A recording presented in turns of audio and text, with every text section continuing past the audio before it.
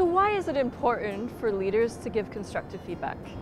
I think that good quality constructive feedback is really important to correct problem behaviour or poor performance.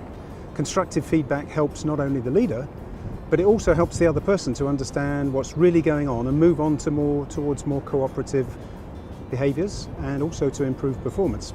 And I find that when leaders can do this on a regular basis and do it consistently, it actually has a huge impact on an individual's attitude as they start to understand why there's a problem and they're able to explore more easily what they can do differently.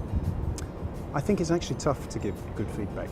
It's a lot easier as a leader either to ignore what's happening and hope that the problem goes away or gets better on its own, or to be coercive and try and force the people to change the way they do things, or even just tell somebody what to do differently. But none of these approaches work, as you don't get to the root of the problem. If you really want people to change their behaviour, you need to find out what the person's doing and why they're doing it.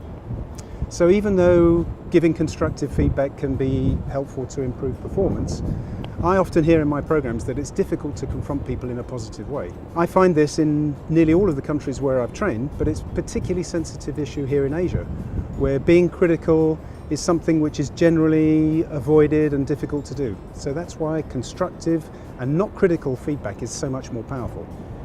I also see sometimes that leaders are reluctant to give positive feedback.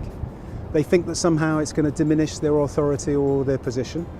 On the contrary, I think that getting a good balance between giving feedback on what is working well and giving corrective feedback on what needs to be done differently is actually a key to good leadership.